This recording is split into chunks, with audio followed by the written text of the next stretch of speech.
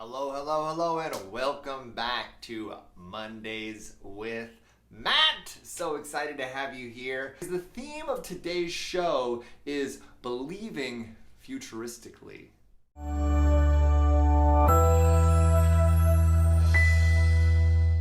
If you're watching on YouTube, welcome to my YouTube channel. Take a second, hit that little subscribe button. I'm always uploading new content and I'd love to have you as part of the tribe. So for those of you who don't know me, my name is Matt Shaffer. I'm a transformational speaker and coach for women. I coach women around empowerment, connection, relationship, and I absolutely love the work that I do. And this is my weekly show, Mondays with Matt, where I talk about emotional intelligence, transformation, relationships, spirituality, basically all the stuff that makes life worth living, all the stuff that I am learning in real time. I come on with you every week to share it with you here on my show, and this is my passion project. I have been doing this, believe it or not, every week since January 2nd of 2017.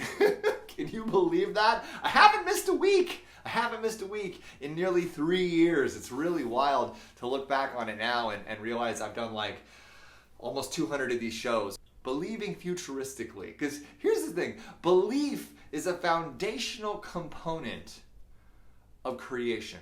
Okay, our beliefs are the building blocks of the creation of our life, right? The creation of our habits, the creation of our practices, the creation of our reality. It's predicated in our beliefs. But so often, how people believe doesn't really serve them. Can you agree with me there? Give me a 1 if you can recognize that the way people harness belief in their life so often doesn't serve them. So often in people's lives, their beliefs are their worst enemies.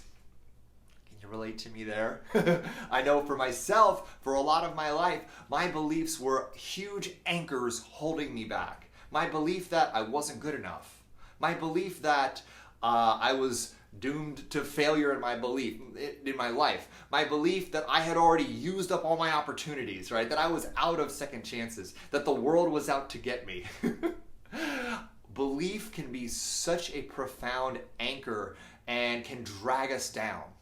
Can y'all relate to that? Give me a 1 if you can relate to that. Because this is what happens, is when people predicate their beliefs in their past experience, which is so often what people do. When people look at what's happened to them in the past and say, this is the foundation of my beliefs around who I am. This is the foundation of what my beliefs are about what's possible for me. What are we doing when we anchor our beliefs in our past? Or even when we anchor our beliefs in our present, what are we doing? We are creating more of the same for ourselves, aren't we? We're either recycling the past and projecting it into our present, or we're just taking what's presently around us and creating more of that. It is so counterproductive to base our beliefs in our past, to base our beliefs about who we are, to base our beliefs about what's possible for us, to say, oh, just because I've had 4 failed relationships or 4 relationships that didn't work out for me, that's always going to be what happens because I'm not worthy of a great relationship. We take our past experiences and we spin them out into these huge narratives, don't we? These huge narratives around who we are, these huge narratives about what we deserve, these huge narratives around what's possible for us. And we allow ourselves to be pigeonholed into this tiny little box based upon our past experience, or just by looking around at what's around us right now. And here's the thing, I'm going to tell you, this isn't just small-minded, and it isn't just counterproductive to base your belief about who you are and what's possible for you based upon your past and based upon your present. It isn't just small-minded, and it isn't just, counterproductive. It's kind of lazy. It's kind of lazy to do that, to just look around at the world that exists around you right now and say, you know what? Because this is what's happened to me up until now, this is all that's possible. Because this is what's happening around me right now, I believe that this is everything that I'm supposed to have. That this is the life that I'm supposed to have. That this is the relationship that I'm supposed to have. That this is the career that I'm supposed to have. And so many people do this. So many people look at what's surrounding them, people, relationships, situations, and say, you know what? This must be everything that there is. for me. Do you think that serves us? What do you think? Please let me know. I'd love to hear from you guys. Do you think, because when we're doing this, we are believing from the past and the present. And if we believe in nothing but what happened to us in the past and what's happened to us in the present, then all we're going to do is stay stagnant, stay stuck, stay in cycles of self-destructive behavior. We're going to stay in cycles of rewashing the same shit over and over and over and over and over again. And we're going to end up in autopilot. Like so many people out there, and then they wonder why their lives are so boring, why their lives are so unfulfilling, why they feel like nothing's ever moving forward, why they feel like they keep having the same fucking relationship over and over and over and over again. Have you ever felt that way?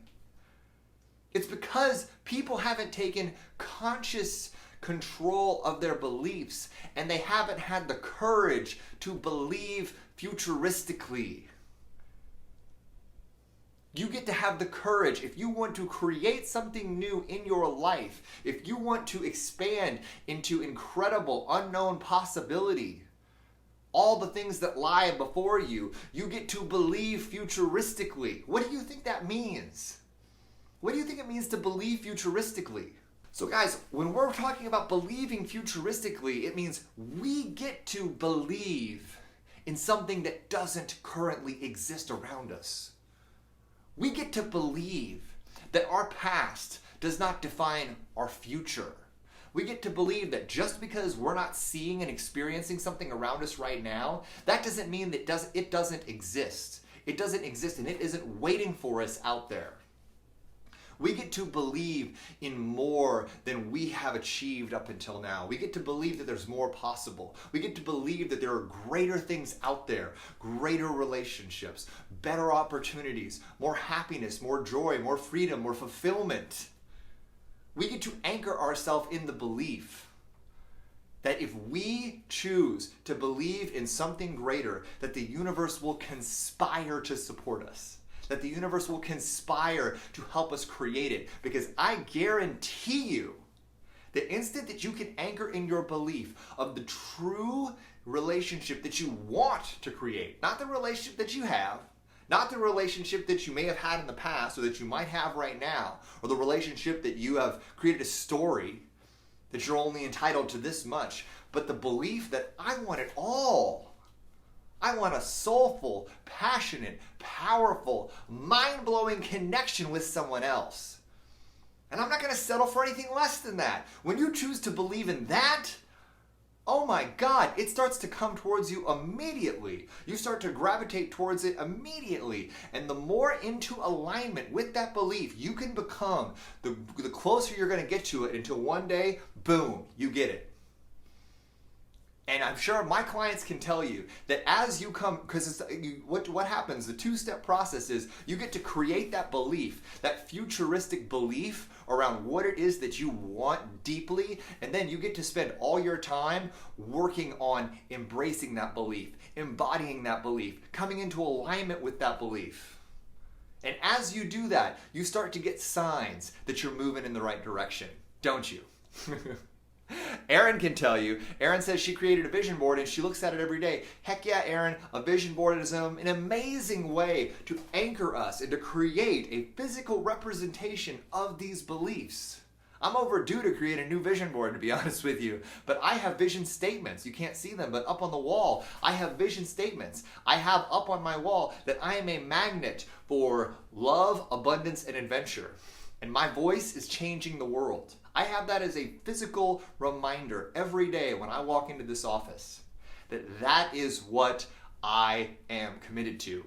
That is my vision. That is what I am moving towards every day. And I know that I'm creating that in my life, and my results speak to that. My results speak to that. And I'm continually feeling and visualizing into what I want my life to look like, what I see in my future, what my cliffside house in the Pacific Northwest looks like, what color the tile is, what color my baby's crib is, how many Boston Terriers I have. How many freckles my wife has on her back. I mean, I'm telling you, I get specific when I'm talking about my future, when I'm when I'm visualizing into my future. It's profound. And I keep getting evidence and I keep getting signs and indications that I'm moving towards this beautiful reality that I've created these beliefs around because I believe that I'm worthy of that. I truly, truly, truly do. What's interesting is when we create a vision for our relationship, right? When we create a belief about the type of relationship that we want, and the relationships that we have are a lot different than that, what'll happen is as you begin to move into alignment with that belief about that new relationship and all the things that you want, you'll kind of have a series. It's not like you're just going to magically go from like the relationships that you've been having to this miracle, amazing relationship that you want. You're going to have a series of sort of like incremental relationships like that are moving you in that direction. Can any of you relate to that? Give me a one if you can relate to having like you get a relationship that's a little bit more like what you want, and then it's a little bit more like what you want, and gradually over time you just keep moving in that direction, which is why I'm so strong with my clients that people come into your life for a reason, a season, or a lifetime. Because a lot of times the relationship that you have right now or the next one that you get into as you're doing inner work, it's not the last one you're going to get. It's not the one that's fully in alignment with who you're evolving into. It's a step on the road. It's a step on the path. It's an indicator that you're moving in the right direction, especially if it's better than the relationship you've had before. But I think the problem is that a lot of people settle for that. They say, oh, this one's better than my last one. I better lock down this one and I better sit in this one. Rather than seeing what else is out there, or rather than letting it run its course and then releasing it when it's time for it to go. Because you will have a series of relationships that are going to bridge you from where you started to your ultimate vision dream relationship. Does that make sense? I hope it does, because that's the process of doing belief work. When you believe futuristically and you work every day to come into alignment, to really feel in your heart that you're in alignment with that belief, things in your life are going to start shifting incrementally and moving you towards it.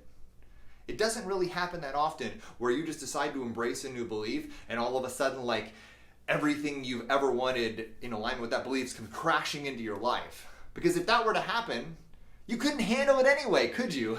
If you all of a sudden, when you weren't fully ready for it, if you had everything you wanted, your dream career and your dream relationship and your dream life just dropped into your lap, you wouldn't be able to handle it. You would freak out. Because you haven't built up the strength and the capacity to be able to sustain it yet. Right now, I have a heavyweight life, relatively speaking. The work that I'm doing, the space I'm holding for the hundreds and thousands of people that I'm holding space for, the video work that I'm doing, the coaching that I'm doing for all of these incredible women all over the world, like this is work that I couldn't have done 2 years ago. I wasn't ready for it. I wasn't ready for what this asks of me, right? I needed to go through a series of steps. I wanted it. Don't get me wrong. I wanted this. I wanted this dearly, but I wasn't ready for it yet. I needed to go through a series of incremental shifts to come into alignment with it.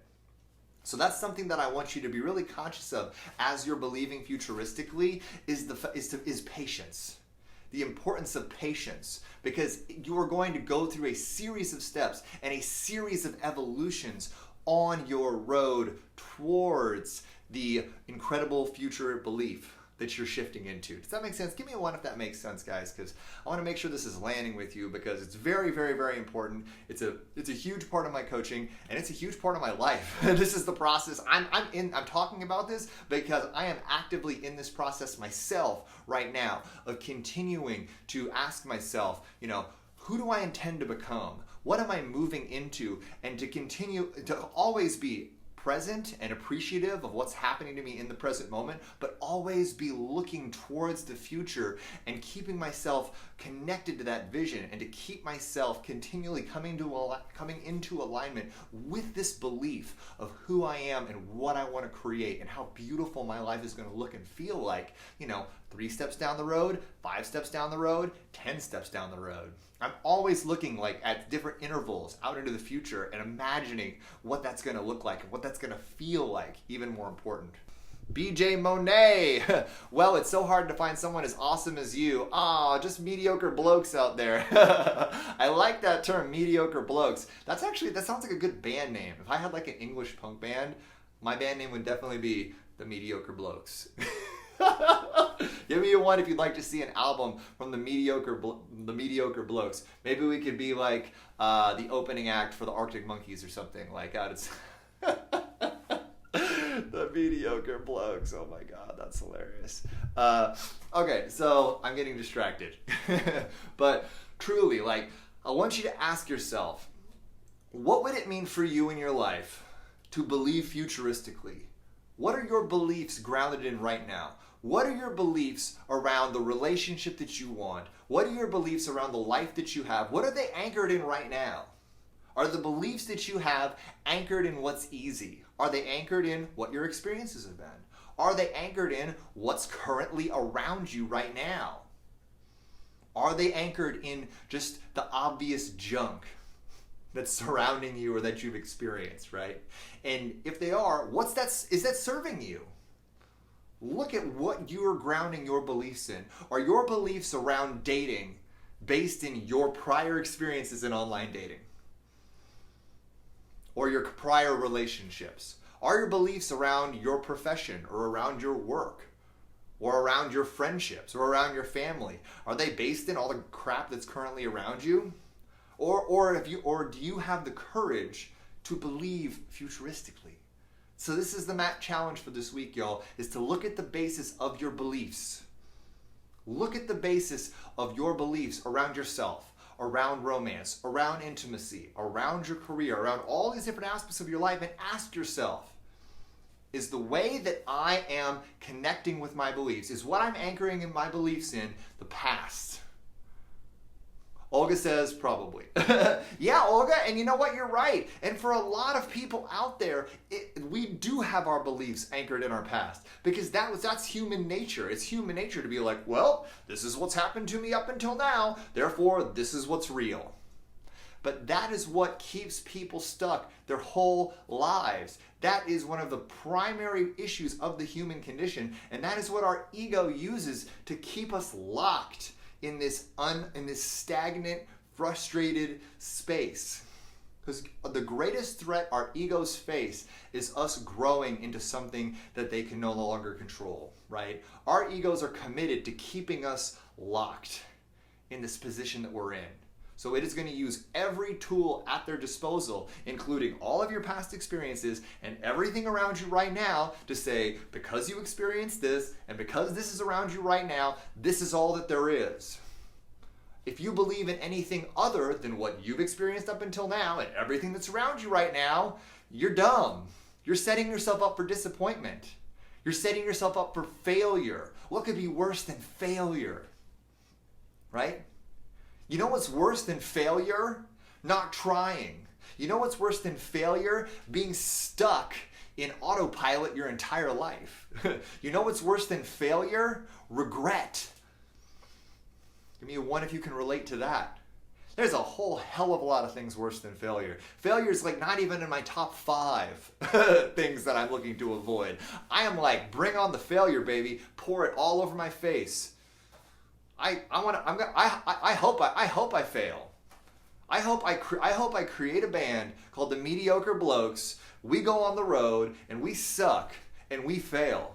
Because it'd be an awesome story to be like, I had a really crappy British punk band called the Mediocre Blokes, and we went on the road and we only got through about 3 cities before we ran out of money, and then we just had to just give the whole thing up. We really lived up to our name.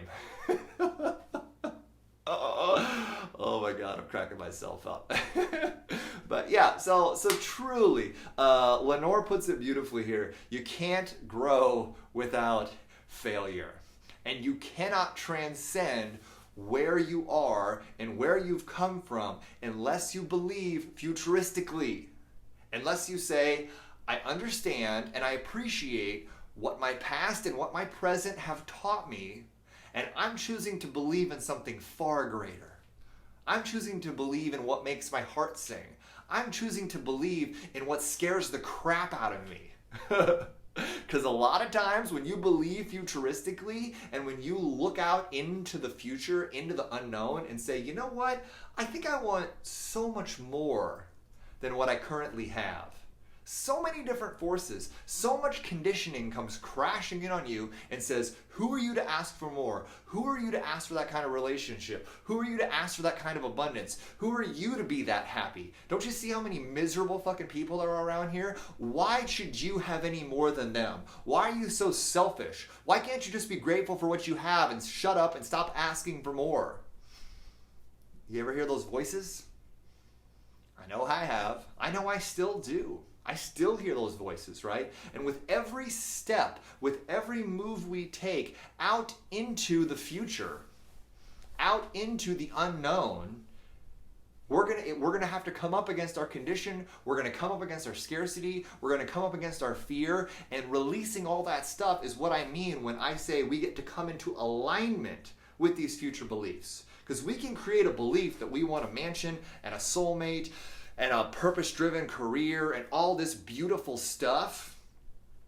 But we can have those beliefs and then we can have a voice in our head saying, you're out of your fucking mind. Am I right or am I right? And it's that belief, it's taming that voice, right? It's taming that voice and really getting that voice under control and learning and loving that voice that's going to help us, because we get to come into alignment with these beautiful beliefs, right? Olga asks, where does that awful voice come from? Well, that awful voice is, it's your ego. It's your ego, and your ego is operating from your fear, from your conditioning, from your wounds, from your trauma, from your scarcity, all of the stuff that you've absorbed on this long, rocky journey of your life, right? And your ego is saying, look at all of this crap that you've gone through. Aren't you just grateful to be here? Why would you want anything more? Haven't you seen what's out there and what you've already experienced? Why would you want to risk more of that? Just be safe in your box. Just stop. You're being stupid. Your ego is not nice. My ego is vicious. My fear, my limiting beliefs, all of this stuff, they are vicious, right? And so much of what our work is creating a relationship with that voice. Because Louisa said it, and she's right. That voice is never going to stop. Don't try to stop the voice. Don't try to silence the fear or silence the anxiety or silence the resistance. You can't do it. Your goal is not to silence it. Your goal is to recognize that voice, love it, appreciate it, and say thank you for trying to keep me safe. Thank you for trying to have my best interests in heart, but I am committed to believing futuristically. I am committed to creating a future and creating a life and creating a destiny for myself that is so much more, that is so much greater than what's around me right now. That is so much more expansive and so much more fulfilling and so much more exciting and so much more fun than the journey that I've had up until now.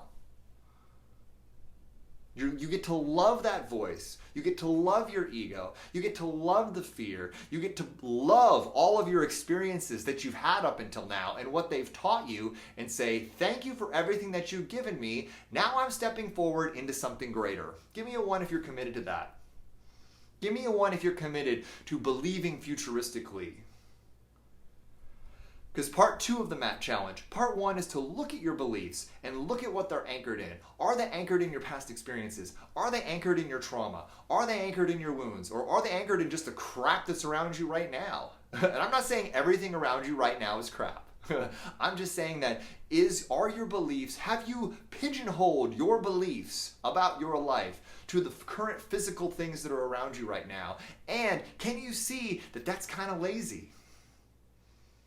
Because we live in a magic world and a universe that will conspire to support us, and sources and information and people and resources, they will come into alignment with you if you adopt a belief of something greater moving forward. If you choose to believe futuristically, things will just flow into your life to bring you into connection with that if you come into alignment with it.